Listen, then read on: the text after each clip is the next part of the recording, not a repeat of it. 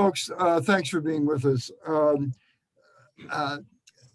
As I said before, I'm Rich Kilmer. I live in both Michigan, in Grand Rapids, and in Yarmouth, Maine. And in Maine, we're having a terrific experience with the Green Amendment, which we call the Pine Tree Amendment because we're the Pine Tree state. And we've gotten the joint Committee on the Environment and Natural Resources to approve the amendment, and it's going to a vote in the Senate and in the House in January. And we're working very hard to get this thing passed. And then it will go to the people of Maine in November of next year for a vote.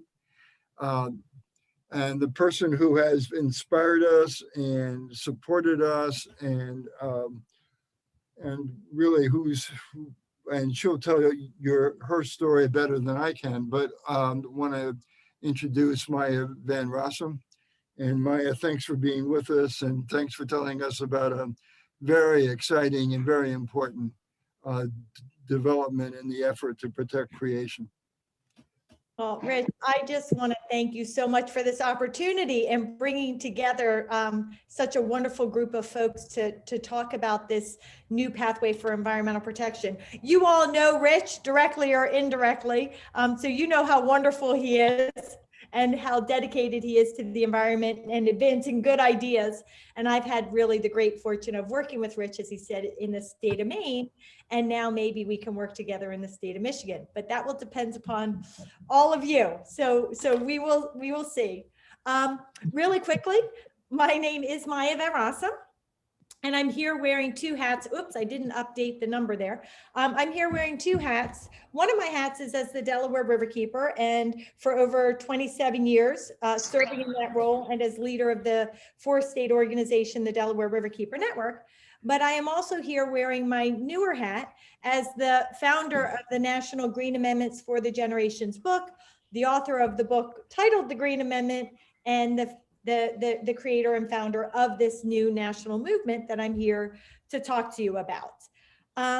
And the thing that's really, to me, most important about my resume is the fact that I have been doing environmental advocacy, and I am an environmental attorney, so have been working on environmental litigation for over 27 years now. And it's as a result of that activism and legal work and really experiencing how our current system of environmental protection laws here in the United States of America is fundamentally failing us, that I've come to the realization and recognition that a new path for environmental protection is needed in states across our nation and ultimately at the federal level. And that's what I'm here to talk to you about, and hopefully to inspire you to advance in your state of Michigan.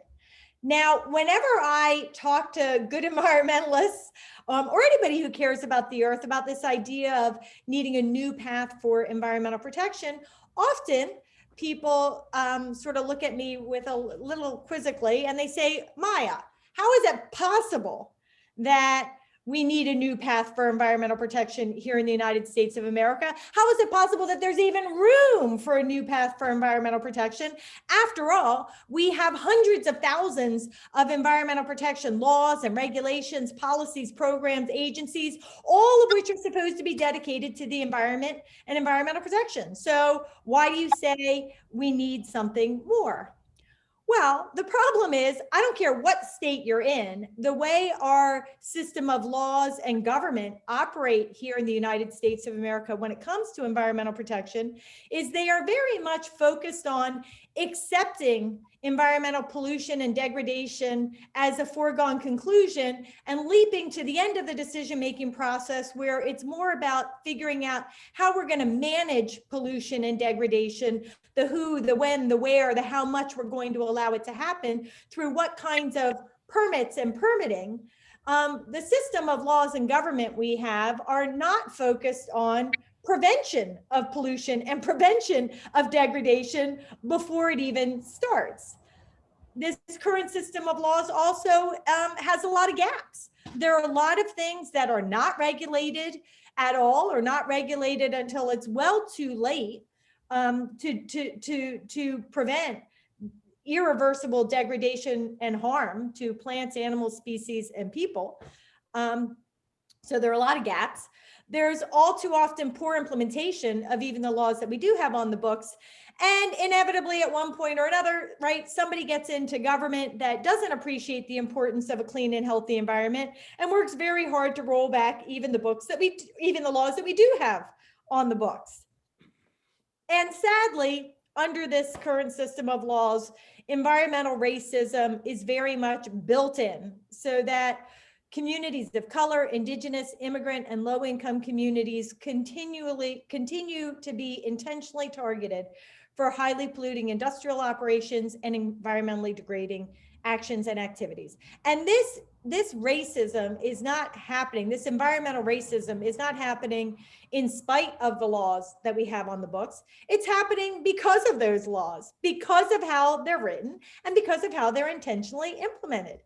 And so as a result, as we all know, right, we have people across our nation who are drinking contaminated water, breathing contaminated air, being forced to live next to toxic sites. Species of all kinds are being harmed. We're facing a climate crisis, and so much more, with tremendous inequity, again, in the perpetuation of environmental racism. And so we can see, whether you want to talk about my brief analysis of the law and how it works, or whether you want to talk about what's actually happening on the ground in communities across our nation, you can see, I can see, we can see that something is missing from this system of environmental protection here in the United States of America. Well, this gentleman, Senator Franklin Curry, a Pennsylvania senator, decades ago, realized and recognized what that something missing was, or at least in significant part. Senator Franklin Curry recognized that one of the reasons why our environments, or the environments in Pennsylvania, were allowed to become so degraded that they were harming every aspect of the lives of the people of Pennsylvania was because in Pennsylvania, across our nation, we were not recognizing and protecting the rights to clean water, clean air, a stable climate, and healthy environments as powerfully as we were recognizing the other fundamental rights we hold dear. Things like the right to free speech, freedom of religion, private property rights, and more. We are not recognizing and protecting the rights to a clean and healthy environment in the Bill of Rights section of our state and federal constitutions. And so Senator Curry, back in 1971, decided that he was going to change that. And actually, because of his vision, because of his hard work, because of his leadership, in 1971, Article 1, Section 27 was added to the Bill of Rights section of the Pennsylvania Constitution. A constitutional amendment that recognized the rights of all people to clean air, pure water, and a healthy environment, and the duty of all government officials to protect the natural resources of the state and these environmental rights for the benefit of both present and future generations. All the way back 50 years ago, this was added to the Pennsylvania Constitution. And so you actually would have thought, right, that this would have resulted in a fundamental change in how Pennsylvanians protected their environment, how Pennsylvania government officials protected their environment as a result of this provision. And that they would have done it fundamentally differently than was happening in other states across the nation that do not have this kind of constitutional environmental rights amendment. But that wasn't to be the story for Pennsylvania, because very early on, there were some really, frankly, stupid legal actions that were brought.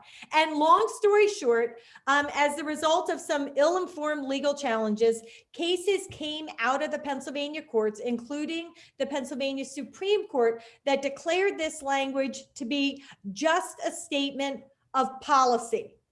Good language, but language that did not have the same force and effect as every other provision in the Bill of Rights section of the Pennsylvania Constitution. And that was the situation for 42 years. For 42 years, there was this amazing language in the Bill of Rights section of the Pennsylvania Constitution, but nothing had changed when it came to environmental protection in that state.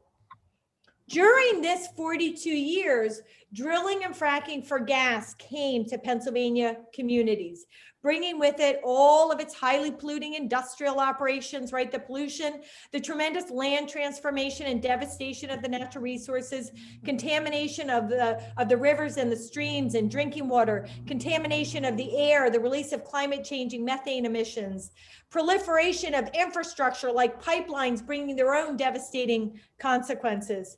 And long story short, given the lay of the land legally in the Commonwealth of Pennsylvania, it was really easy for the fracking industry to have its way with Pennsylvania communities. But the Pennsylvania legislators, a very pro-friendly crowd, decided that they wanted to make it even easier for the frackers. And so they, in 2012, passed a very pro-fracking law that was known as Act 13. That did things like give the industry automatic waivers from environmental protection standards, alleviated the industry of the obligation to notify people who are on private drinking water wells that their drinking water may have become contaminated by nearby fracking operations, undermining, displacing the zoning authority of local communities, preventing them from limiting drilling and fracking operations from entering in to any place and space within the community, including in the heart of their residential districts. So by virtue of Act 13, by virtue of this state law, communities had to allow operating drilling and fracking well pads as close as 300 feet from people's homes, right? So, and there were more provisions, more bad provisions in this law. And so, long story short, as bad as things were for the people of Pennsylvania when it came to drilling and fracking operations, things were about to get a whole lot worse with the implementation of this Act 13. Now, I, in my role as the Delaware Riverkeeper, and my organization, the Delaware Riverkeeper Network, have been battling against fracking for many years at this point. And that's another story. But when Act 13 was passed, we knew that we had to find a way to challenge this devastating law because of the consequences that it would have for fracking, for the environment, for communities, and of course, for future generations. The thing is, right, when a law is passed by the legislature and signed by the governor, we the people don't have that many options to challenge it or to do something about it. We can protest, we can try to get the law amended or repealed, we can try to elect better people to office so that down the line we can blunt the harmful consequences of the law. None of those things were going to prevent Act 13 from inflicting its devastating harm on Pennsylvania's environments and communities. And we certainly weren't going to sit down and accept it and take it and just move on, right? And we had to find a way to challenge this pro-fracking law. And as we thought about it, we realized, right, that in the Commonwealth of Pennsylvania, we had a tool that actually does not exist in states across our nation. We had that long ignored constitutional environmental rights amendment in the Bill of Rights section of the Pennsylvania Constitution, Article 1, Section 27. And we decided that we were going to challenge Act 13, claiming that it would be a constitutional violation of the environmental rights of the people of Pennsylvania, and try to defeat the law, and in so doing, also overturn that 42 years of bad precedent. Now, we had a very conservative Supreme Court in place at the time. And despite that, in December of 2013, we got an amazing victory with the plurality opinion actually written by the Chief Justice of that conservative court. And I want you to read with me a few of the things that Chief Justice Castile wrote in the opinion that came out again in December of 2013 about Act 13. He wrote that by any responsible account, the exploitation of the Marcellus Shale Formation, the drilling and the fracking, will produce a detrimental effect on the environment, on the people, their children, and future generations. That the natural resources that were being harmed were resources essential to life, to health, and to liberty, and that as a result, in fact, the provisions of Act 13 that we were challenging were unconstitutional because they would violate the environmental rights of the people of Pennsylvania. And in that moment, with that victory, we not only defeated some of the most devastating consequences of Act 13, preventing those provisions from ever being implemented in the Commonwealth of Pennsylvania, but we also breathed legal life into that long ignored constitutional environmental rights amendment and returned to the people of Pennsylvania their constitutional right to a clean and healthy environment. It was truly an amazing victory. We overturned that 42 years of bad precedent, as we hoped we had, in a very powerful way. Now, of course, in the wake of that victory, we at the Delaware Riverkeeper Network and other organizations along with us started to grab hold of that victory and started to do the work of using Article 1, Section 27 to better protect the environment in Pennsylvania, to define what it actually means to have a constitutional right to a clean and healthy environment, and to defend that right. But as we were going forth doing that work, I kept thinking more and more about the power and the importance of what we had accomplished with that victory. And I literally had an epiphany. An epiphany that there was more in this victory than just a message for the people of Pennsylvania, that there was a message for all people in all communities across our nation. The message that our rights to pure water, clean air, a stable climate, and healthy environments are rights that are worthy of Bill of Rights recognition and protection. And that we needed communities across our nation to rise up together and demand and defend our environmental rights. And that the best way we could do that was have people rise up together and demand and defend demand the passage of constitutional environmental rights amendment on par with what Pennsylvania has, what I have now defined to be a green amendment. Amendments that would raise up environmental rights so that they were at that highest constitutional level and on par with those other fundamental rights that we hold dear. And why do I say that we need a movement? Well, we need a movement because there are only two states that give this highest recognition to environmental rights. And that's Pennsylvania and Montana. There are a whole boatload of states that talk about the environment in their constitutions, but they don't rise to the level of being what they have in Pennsylvania and Montana, and what I have now defined to be a green amendment, right? So what I did, right, when I came to this realization was I literally looked at every constitution across our nation to try to figure out what is it that Pennsylvania and Montana do that's differently. And that's where I came up with this term, the Green Amendment, and have defined it. And it's really very specific. Now, there are a lot of essential elements to a Green Amendment.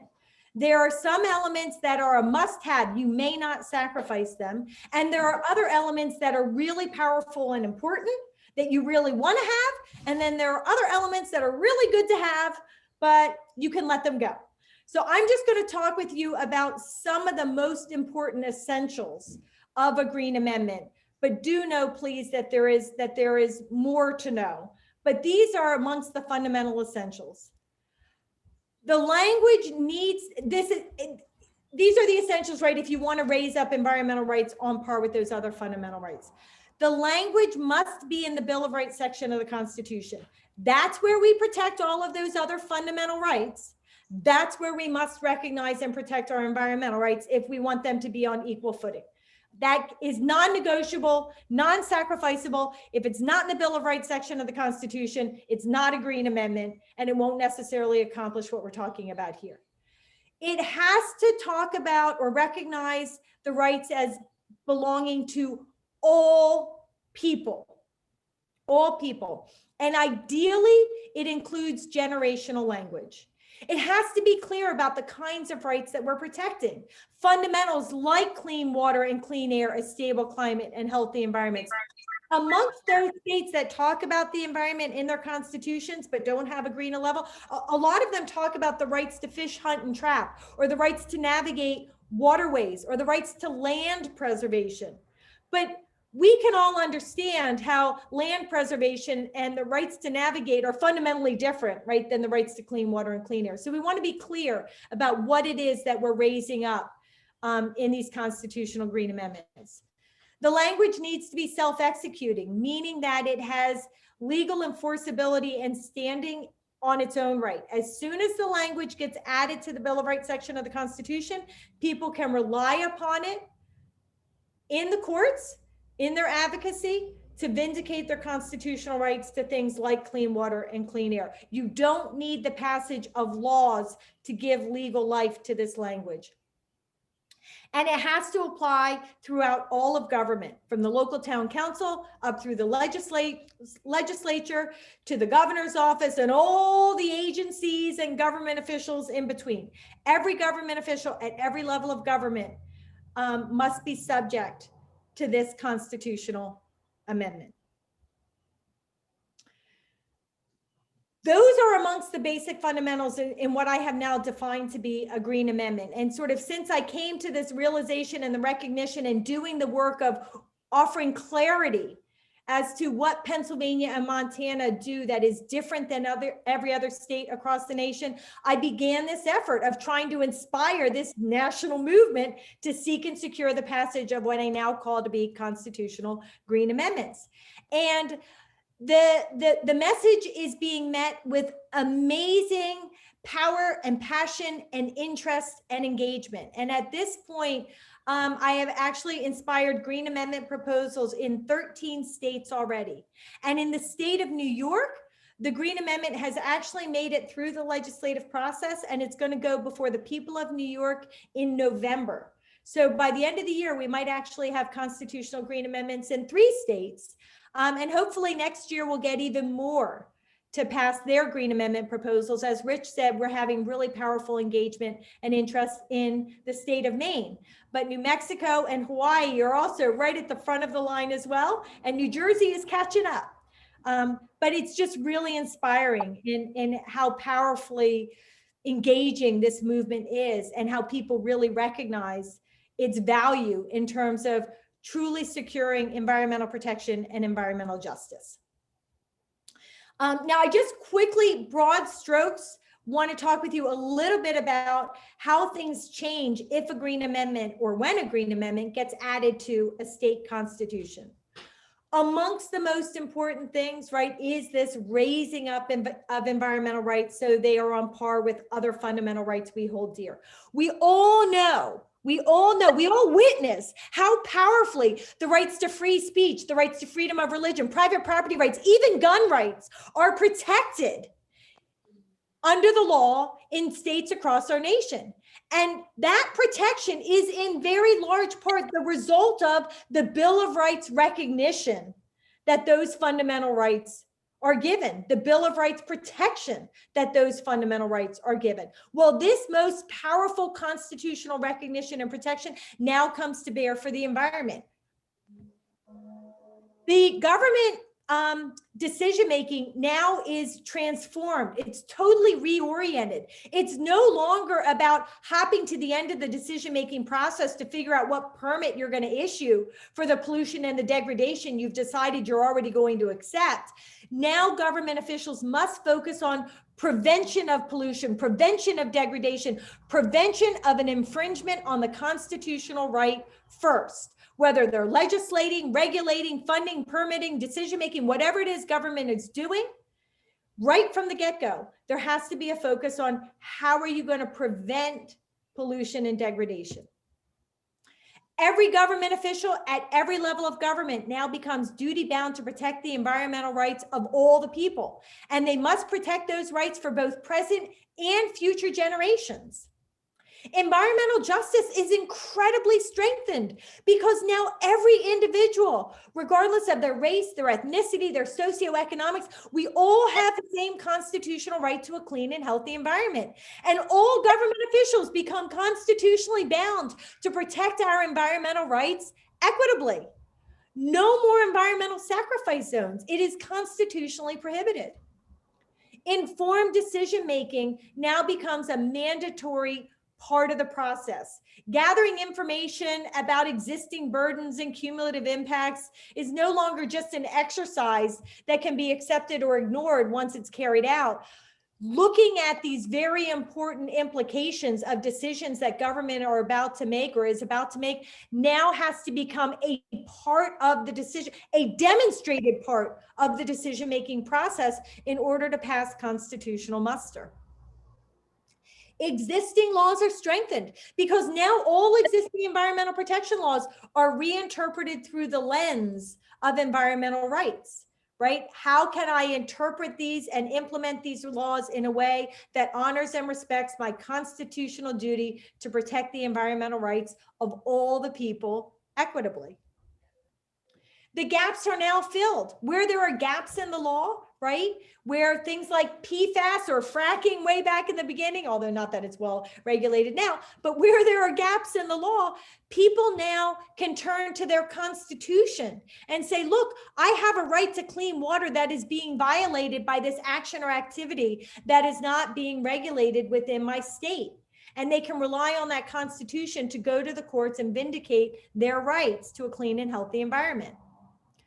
The goal of a green amendment is better decisions in the first place, coming out of our government officials.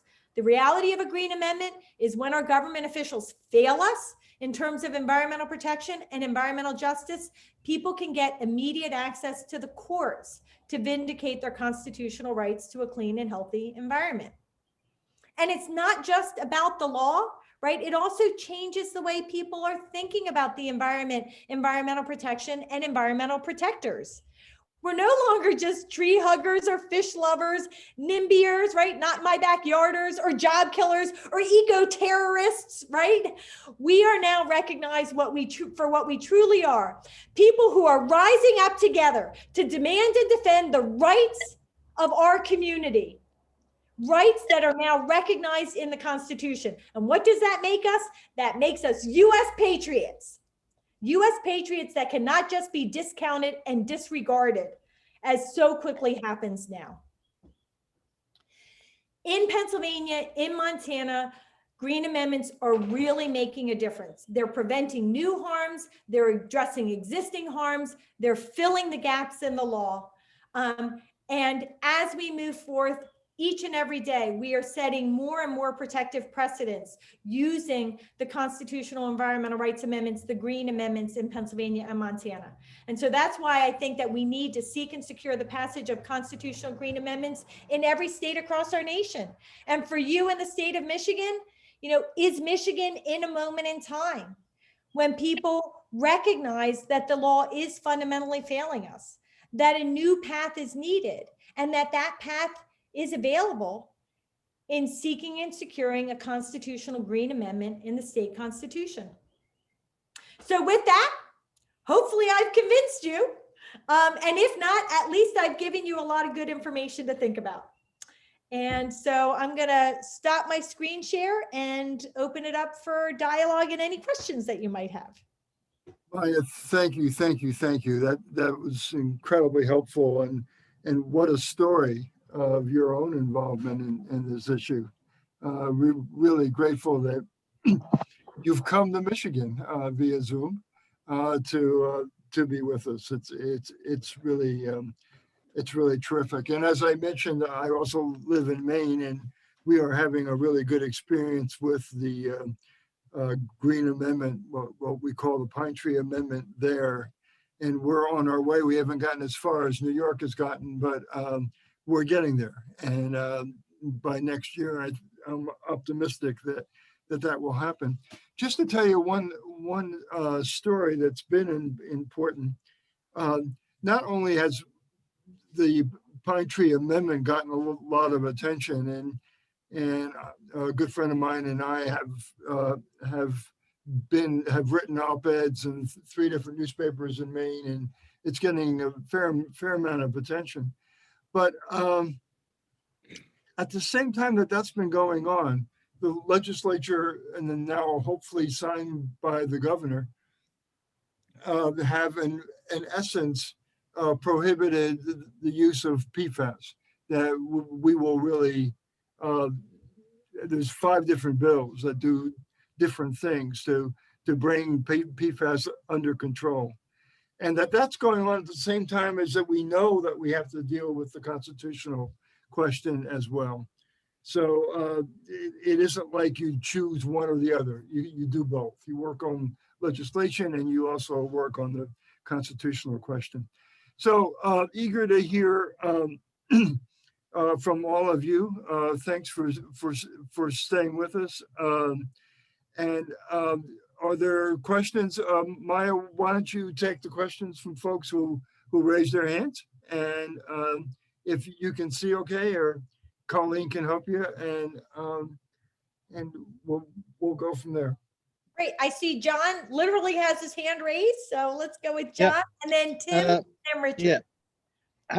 Has anybody taken counsel from informed lawyers here in Michigan? I'm thinking of the Environmental Legal Protection Council, Margaret Kearney, or even Farnham Vidua lawyers. I mean, these people have a basis, of how things work.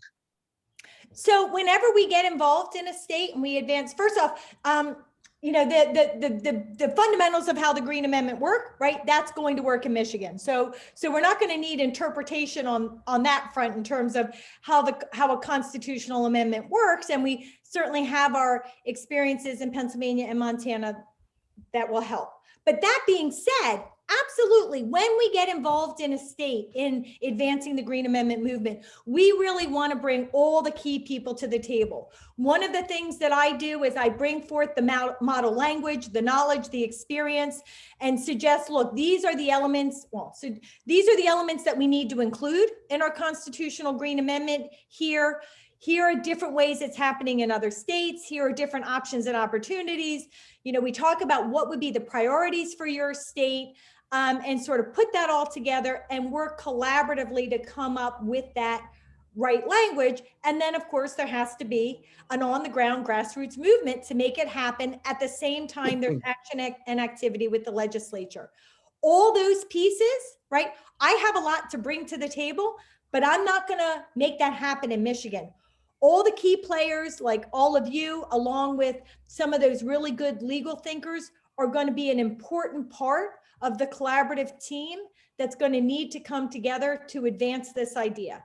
So we would absolutely want to have those folks come and be part of that conversation and figure out what is the right language for Michigan and what would be the right strategy for advancing this idea there. Again, along with all of you, we all have a different piece of the puzzle, and we just need to bring them all together to figure out the right path for Michigan. And then, yes, I think it was Peter next, or Tim next, and then Richard. Am I losing? Yeah. Okay, well, I participated in literally dozens of environmental meetings, but via Zoom over the last year. Your presentation is by far the most passionate of any that I heard in all those meetings. So thank you for that. I'm wondering about the infrastructure amongst environmentalists that we would need to form. And I'm glad to see that Kate Madigan is with us. One of the leading environmental groups in the state is the Michigan Climate Action Network. But I don't see anyone from, for example, Michigan Environmental Council or Michigan League of Conservation Voters. And of course, there are many other groups also. So how do we get those groups that already have the infrastructure and the power together to work on this? So great question. And what I can tell you, and Rich and I were talking a little bit about that previously. So in every single state where the Green Amendment is advancing or where it's under consideration, every single state has started in a different way. Sometimes it was one of those most powerful organizations who heard me speak and said, let's make this happen in our state. And we talked and we worked together, right? And we brought people to the table and started to work on it. Sometimes it was a legislator that heard me speak, a progressive legislator, and say, I want to make this happen in my state. And then we started working with the legislator on the language, but also who would be the right contacts on the ground. And so we sort of then started working dually with the legislators and the grassroots. In some cases, it was a single person who heard me do a podcast and picked up the phone and called me. This really is my life's work. This is my calling, I believe, at this time. So I work on it very personally. And so I do answer those phone calls and those emails. People always make their way back to me because I am personally involved in every state where this is happening. One, because I'm dedicated to it, and two, because I have this large body of knowledge and experience to bring to the partnership. And in that case, New Mexico was a prime example of that. It was a gentleman named Mike Neese. He called me up, and then talking with Mike, we started to identify some really important organizations. And I traveled to New Mexico, and we had a series of meetings and talks and started to gauge who was interested, right? And then over time have built our grassroots movement. And at this point, we have over 40 organizations we're collaborating with to advance that. But in New Mexico, what that collaboration looks like is dramatically different than what it looks like in Maine, because the personalities and the partners are different. So I can't tell you how it's going to shape up in Michigan, but what I can tell you is from my experience in other states, we actually, if any group of you, as a result of this conversation, think that this is a pathway to advance in the state of Michigan, then I believe we have what we need to get started. Because the next step will be for us to continue this conversation and for us to work collaboratively on what's the right language for Michigan and who else needs to be brought to the table to figure out the right strategy and approach for Michigan. So that's the best I can tell you. But also in my experience, even those big organizations, right, that sometimes say no at the beginning of the movement in a state, and they're like, oh, we don't have time. Oh, we're not interested. As soon as there's a proposal, as soon as something starts moving, guess what? They want to be at the front of the line, because nobody wants to be on the wrong side of history when it comes to advancing a constitutional right to clean water and clean air. Everybody recognizes its value. All we have to do is get the ball rolling, and eventually everybody will come on board. And I thank you for your kind compliment about my speaking approach. That was very nice of you. I think the next person was Richard. Hi, first of all, I got 4 points I wanted to make. First of all, I agree with Tim that it would be highly desirable, if not politically possible, to have the Michigan Environmental Council and or the League of Conservation voters adopt this as part of their 3-year plan. I'm dubious as to whether they would or not, but I think there's some chance that they might. Another organization in Michigan that I think would be interested in pursuing this, and I'm a member of their political SWAT team, that's the Michigan chapter of the Sierra Club. And they have explored with allies this concept in litigation in the Michigan trial courts under the public trust doctrine in an attempt to use that doctrine that the natural resources state of Michigan are and must be held in trust for the citizens of the state. That has not been accepted by our Supreme Court, but that is a parallel way to proceed. The second point I want to make is almost nobody in Michigan is aware that Article 4, Section 52 of the Michigan Constitution of 1963 actually says the following. I'll read it because it's 2 sentences. The conservation and development of the natural resources of the state are hereby declared to be a paramount public concern in the interest of the health, safety, and general welfare of the people. The legislature shall provide for the protection of air, water, and other natural resources of the state from pollution, impairment, and destruction. So this is a pretty strong provision, although I can tell you that in practice, it hasn't stopped too many bad things on the environmental front in Michigan. The other point I wanted to make is, which will not come as a surprise to anybody, Michigan not only has severe environmental problems, it has severe political problems. And if this project is deemed to be a partisan or a Democratic project, given the political realities in Michigan, that will be a big problem. And the other side of that coin is that my feeling is if you ask the average person in Michigan, do they think that there ought to be strong protection of our lakes and rivers and streams? A huge percentage would say yes. So anyway, those were my thoughts. So really great thoughts, and it gives me an opportunity to add some additional points to the conversation.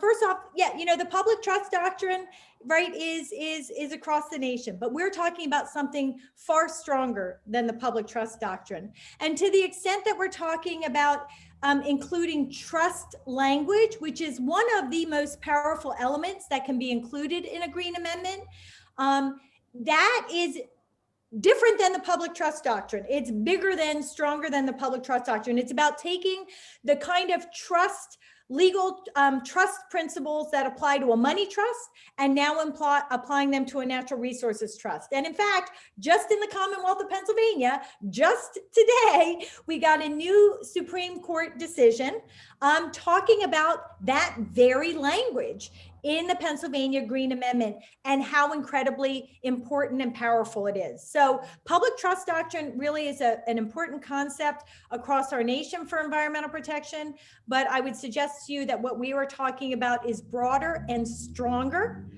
because we are talking about a constitutional amendment and broader principles. I too am aware of the Michigan language. In fact, I have it up on my computer screen right now. And it is subject to the fundamental failings of every other state. You will note that it is not in the Bill of Rights section of the Constitution. So that means that property rights, which are in the Bill of Rights section of the Constitution, are up here. And anything talking about natural resources in Article 4 and Article 10 are down here, right? And so property rights, Bill of Rights protections will trump the environment every time because they're in a different place and space in the Constitution. But also, as you read that language that's in Article 4, Section 52, I also note that they talk about state lands in Article 10, Section 5, but just focusing on Article 4, Section 52, natural resources, there, again, as you said, the conservation and development of the natural resources of the state are declared to be of paramount importance. The legislature shall provide for the protection of the air, water, and natural resources. And that's where one of the fundamental problems is. First off, the legislature already has the right to legislate. That's part of their duty. And what they do when it comes to the environment in Michigan and across our nation is they legislate at a way that is focused much more, again, on accepting and permitting pollution and degradation. Yeah.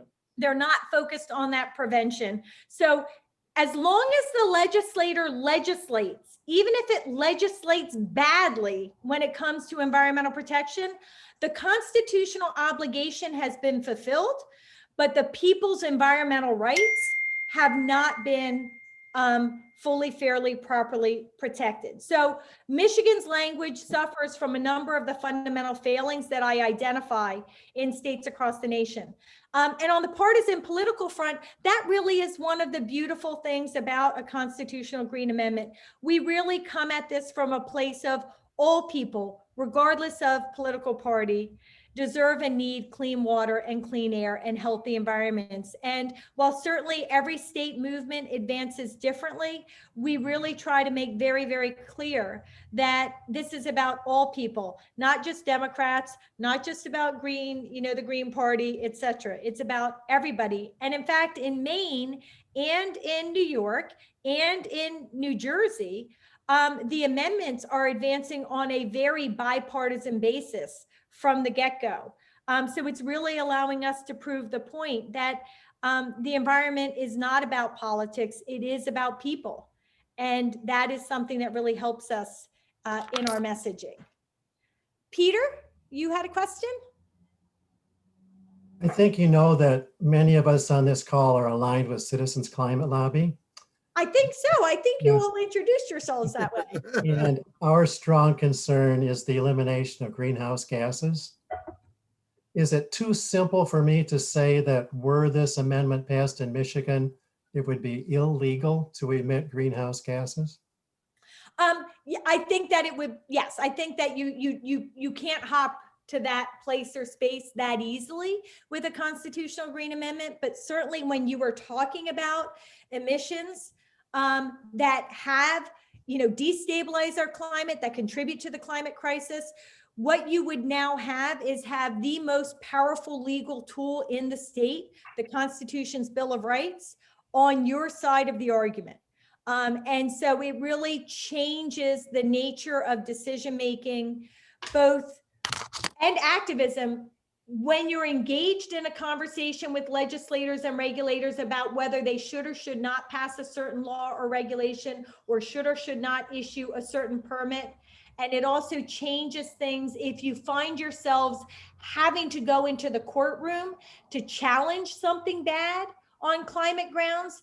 Depending on how you've written your green amendment, you should now have this constitutional language very clearly on your side, because I suggest to you, first off, while Pennsylvania's language does not mention the climate, it absolutely comes to bear on climate issues.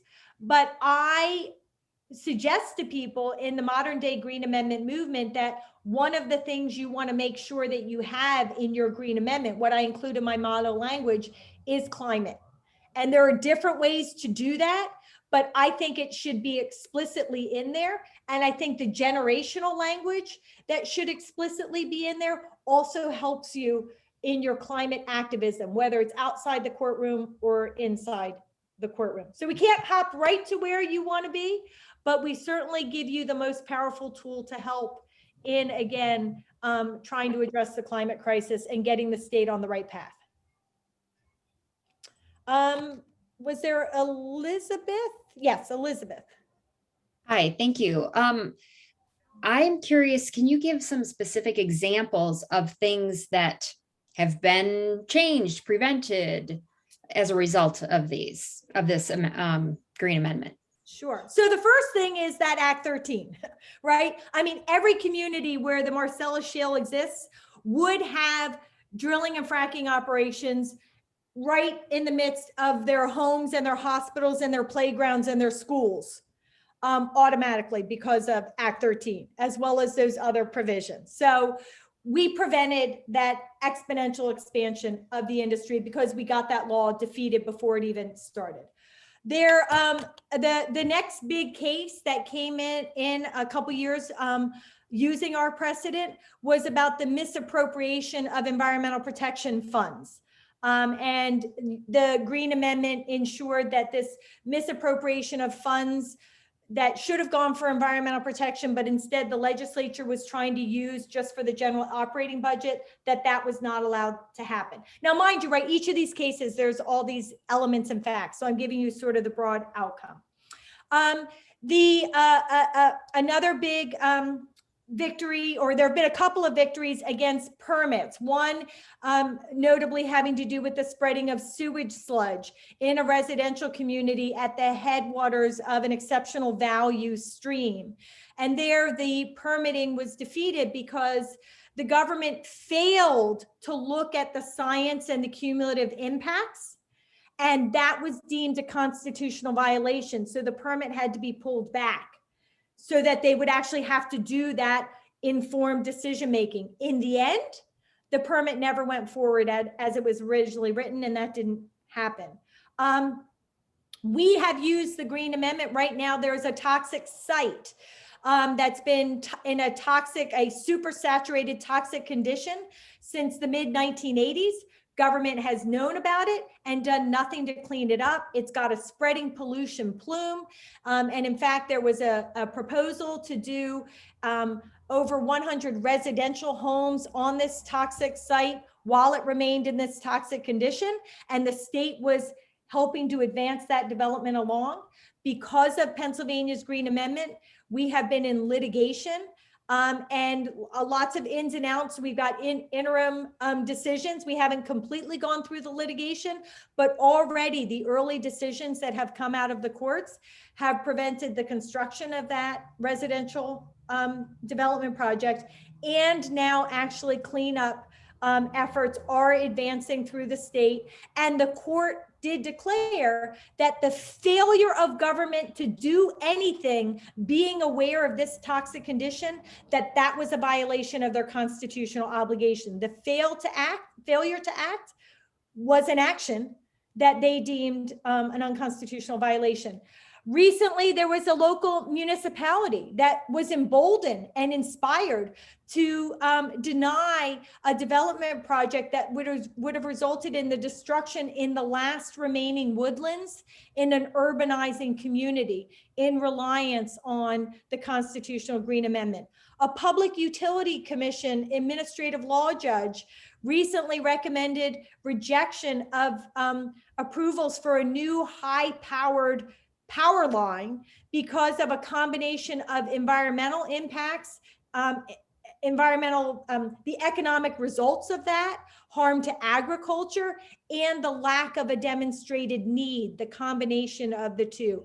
Industrial gold mining, there have been two really powerful cases in Montana that have prevented industrial gold mining operations from happening in sensitive ecological areas, including outside of Yellowstone National Park. So as you can see, I can actually continue on.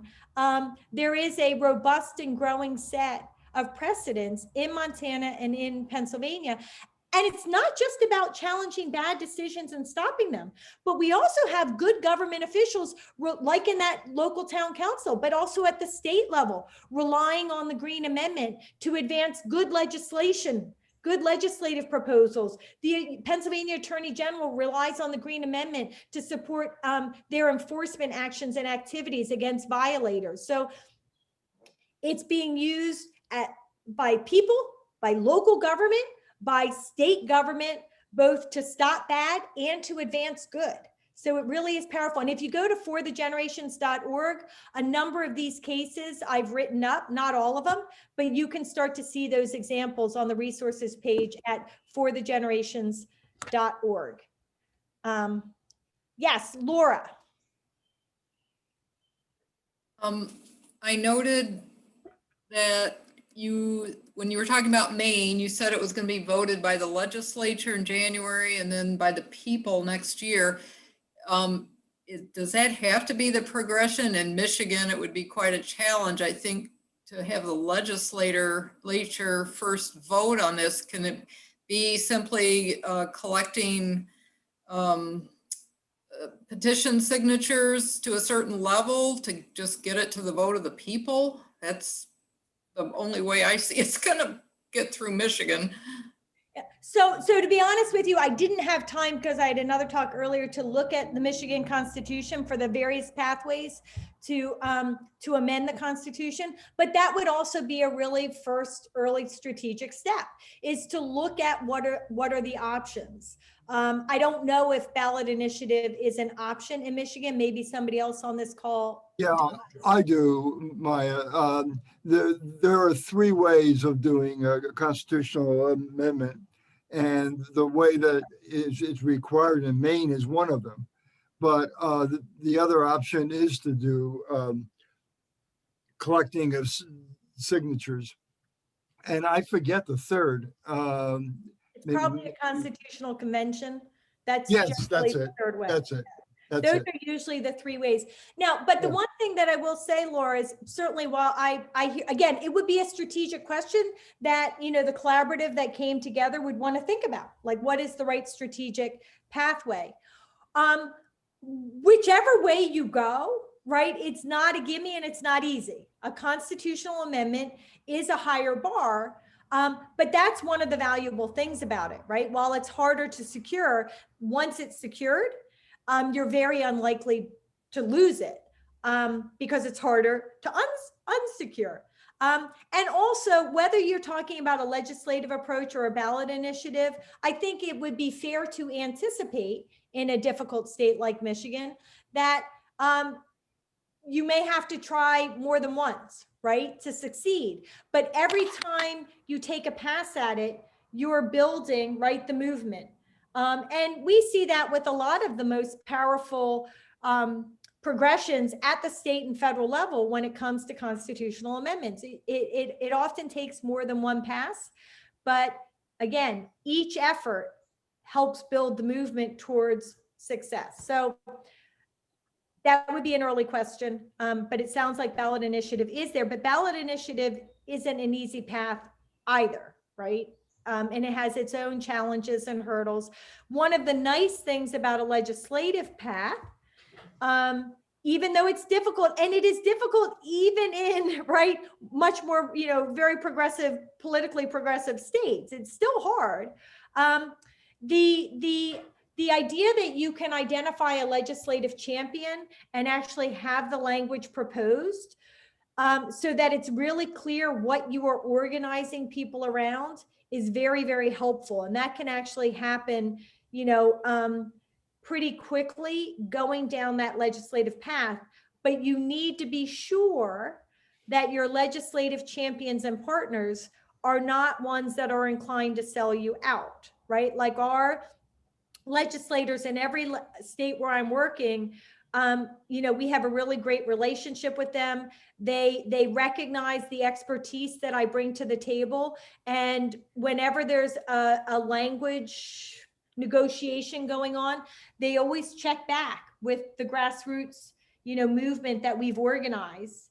So that it really is a collaborative effort. And we haven't had to worry about our legislative champions selling us out and, negotiating away, for example, Bill of Rights placement or negotiating away trust language unless the community would support that kind of modification. Bill of Rights, you can't negotiate away. Trust language, again, that's a little bit of a different strategic question. It's certainly preferred to have trust language. You can make it work without trust language in a very powerful way. And so, for example, that's one of the modifications we did in Maine for strategic reasons. Okay, I'm looking if there are any. Richard, is your hand still up from before? I just wanted to add one observation in regard to the question of the political difficulty of doing a Green Amendment in Michigan. I would certainly recommend that the parties thinking about this talk to the VNP people, the Voters Not Politician. It was a bipartisan group that got a redistricting provision passed in the Michigan Constitution. And it was with very little money or experience was in fact successful. So it would be important to, I think, learn from them about what to do and what not to do. And as Rich knows, what I ask of all of you is, I have worked very hard to develop this idea and define it and advance it. I have a lot of experience. I have a lot of knowledge about green amendments, right? Having coined the term, from our litigation experiences in Pennsylvania, looking at Montana, looking at every state constitution across the nation, but even more so now working in all of these different states. Every different state, for example, has different language. There are no two states where we're working where the language is the same, the language proposal.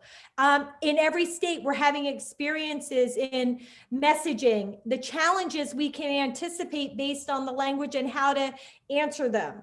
The strategic political angles that we're likely to encounter, how to anticipate them and fend them off, how to train people so that we can have a growing body of knowledgeable people that can, be lead spokespersons in the state around this issue and have these training initiatives. We develop a website, a state-specific website for every state where a green amendment is advancing. So in Michigan, it would be migreenamendment.org. That one becomes a nice place to put information and for us all to work collaboratively and recognize the effort, but also having that kind of green amendment language and synergy there is a tremendous synergy that's advancing because of this growing national movement. And so when we raise up a Green Amendment movement in one state, it's sort of helping to lift up all the other states around and across the state. And we just have this growing movement, and it's right, what, like all boats are being lifted. So I just feel like I have a lot to offer, to bring to the table, to bring to the partnership. And what I ask of you is, if we advance this in Michigan, please let me be one of the partners. Let me help. Let us succeed together. Michigan getting a Green Amendment helps the national movement. Advancing the national movement helps Michigan. So, if we can all just work collaboratively, then that's awesome. And we'll all get to victory sooner.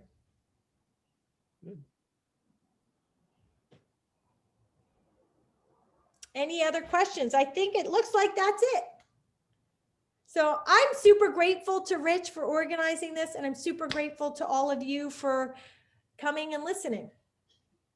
Folks, thank you so much for being a part of it. I imagine all of you are asking the same question that I'm asking, which is, what's the next step? And how does this idea get forwarded? And that's, unfortunately, I don't have an answer to that question, but it's really very important. And there are a number of organizations represented on this call who can go back and ask the question what role they can play to help make this happen. And somebody is asking for me to give my email, and I'll do that in the chat. Maya, any response to that?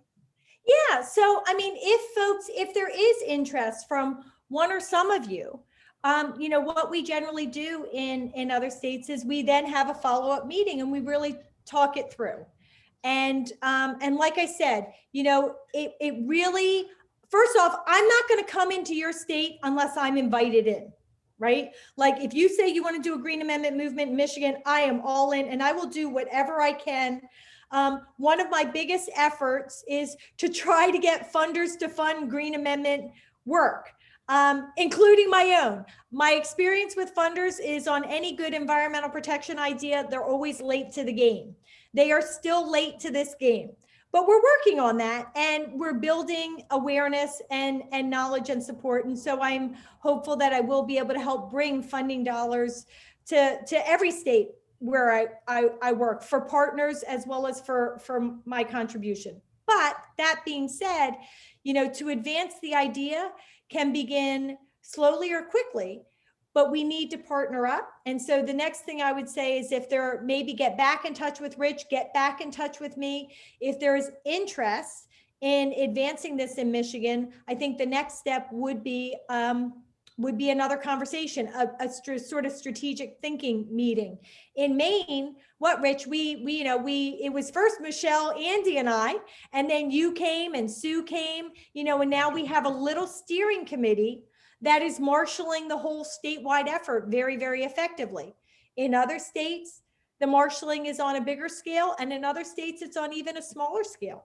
But in every state, it's really advancing powerfully. So that's what I would suggest. If there's interest, let's have another conversation, and let's start to think about how we might start to work this through, including other partners who might be on some sort of like convening strategic thinking committee, and whether or not we think that there might be some legislative champions that we would at least like to reach out to and have a conversation with, to see if they might be an ally if we were to go down that path.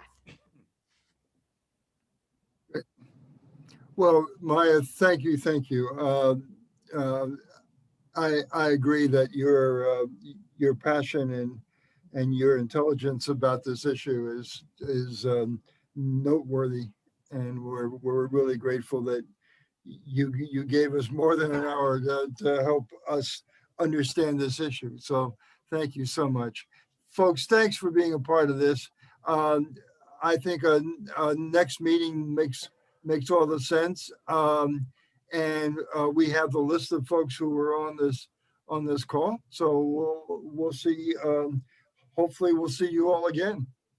So thank you. Thank you so much.